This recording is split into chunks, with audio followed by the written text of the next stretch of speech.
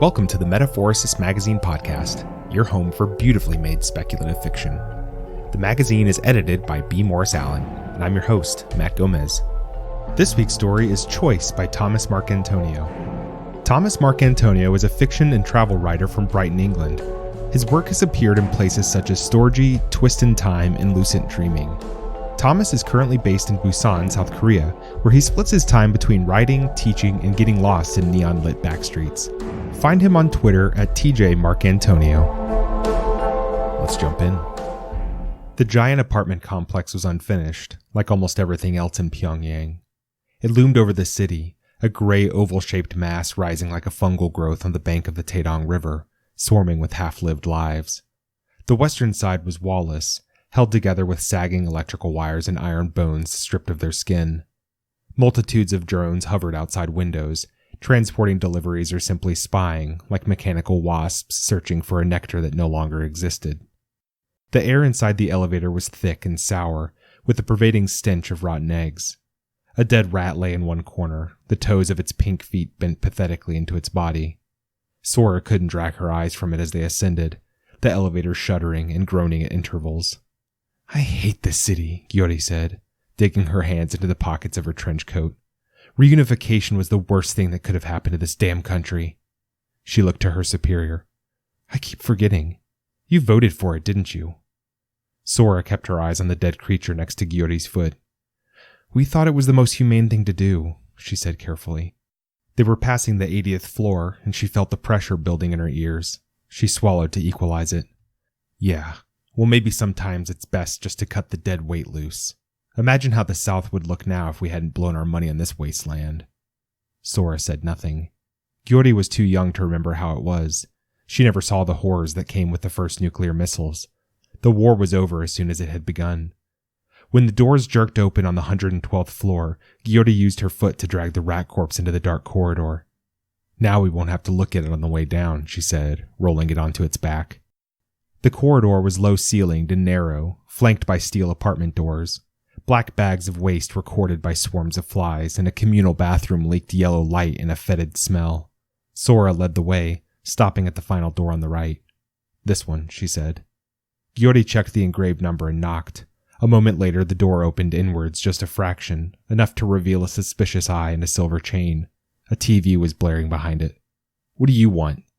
Sora flashed her badge. "You, Sora," she said. "Seoul National Detective Agency. This is my partner, Kwan Gyuri. We're looking for Jong-hoon." "That's me." "In that case, we'd like to speak to you." The eye blinked twice quickly. The door closed and the women heard the scratching sound of the latch being removed. When the door opened again, Jong-hoon stood back to let them inside. The room was little more than a shoebox.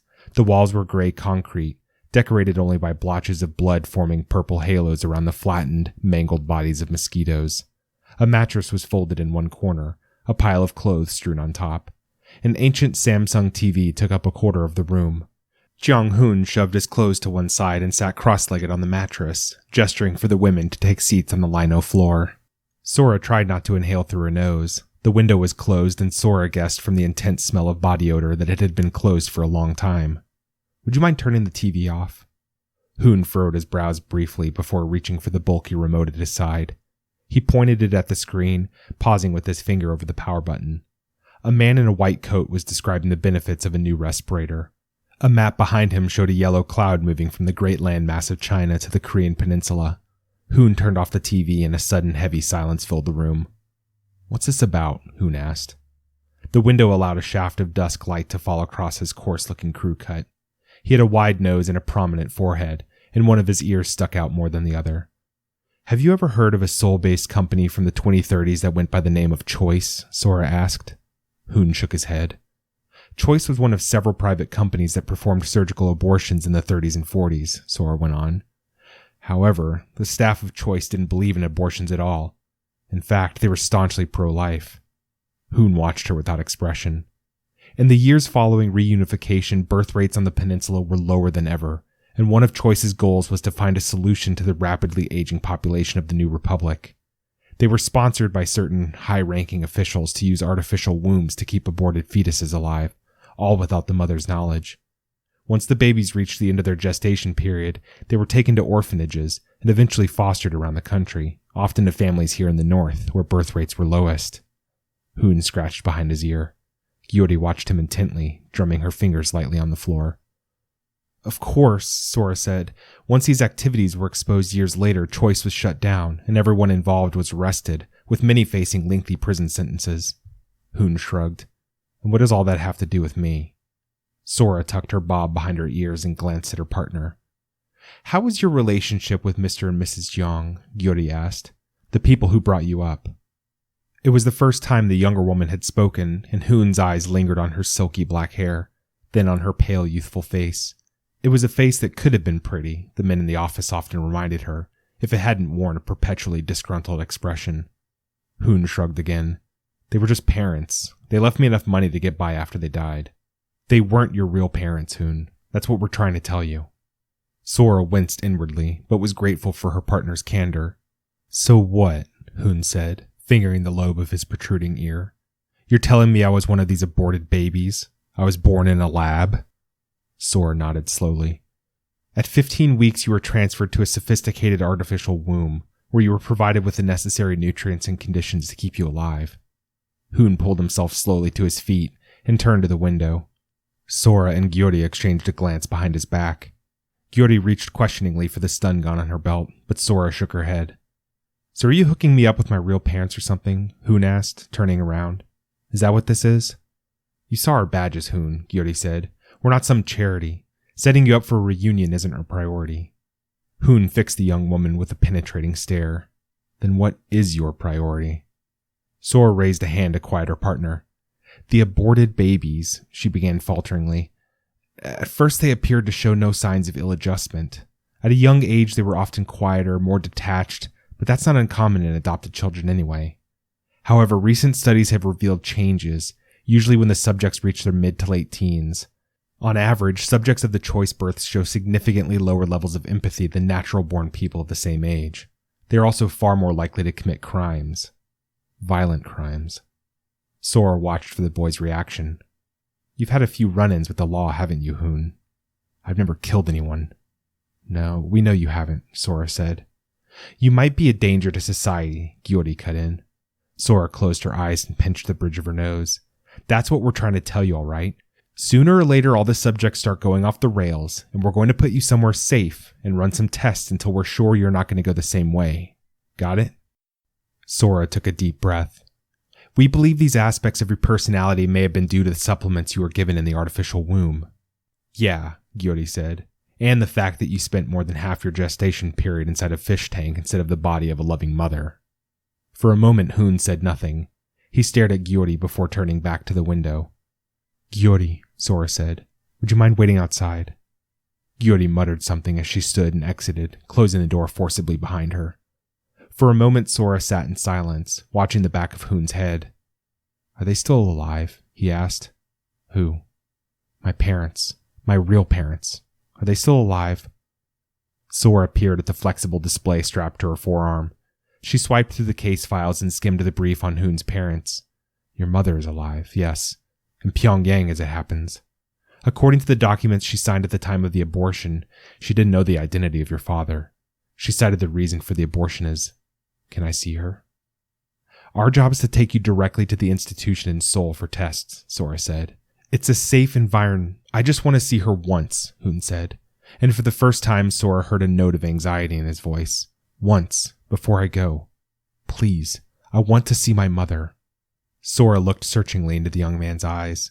None of the subjects had shown such interest in their birth parents before. Perhaps, she thought, glancing over her shoulder at the door, this was the subject she had been waiting for all these months. The chief is going to be pissed if he finds out, Gyuri said. Then he won't find out, Sora said. The Taedong ferry chugged southwesterly through the city. The river was clogged with rusted tankers and smaller fishing boats cushioned between islands of floating garbage. Shanty houses clung to the riverbanks like layers of plaque on rotten teeth. They were mostly empty now. Millions had fled to Seoul after the treaty, and now Pyongyang festered, half in squalor, half forgotten. It won't take long, Sora said, absently scanning the deserted hovels. Gyuri pulled her dust mask down over her chin and lit up a cigarette, blowing a cloud of smoke into the misty evening air. "You always want to give them a chance," she said, inspecting the cigarette between her fingers. "Like one of them's going to turn up with a dumb smile and tell you it's all a mistake, that there's nothing wrong with them." Sora stared across deck at Hoon, sat on a bench out of earshot, his shoulders hunched. "They're bad eggs, boss," Gyuri went on. "You can see it just looking at them. The only surprise is how long it took for the Gov to give us the green light to round them all up." Sora turned back to the water, leaning on the railings. "You don't believe in it, do you?" Gyuri asked. "Abortion." Sora sighed. "There are only two outcomes of an unwanted pregnancy, and they're both as tragic as each other. The only thing that matters is that the mother makes the decision. That's why choice was so deplorable. They stole that right from those women." "When you look into their eyes, Gyuri," she added, "don't you see the tragedy of it all? Their mothers never meant for them to be born. They were so close to never existing. The way Hoon looked when he asked about his mother. I don't know. Maybe they don't all have to turn out like we expect. Maybe there's hope for them."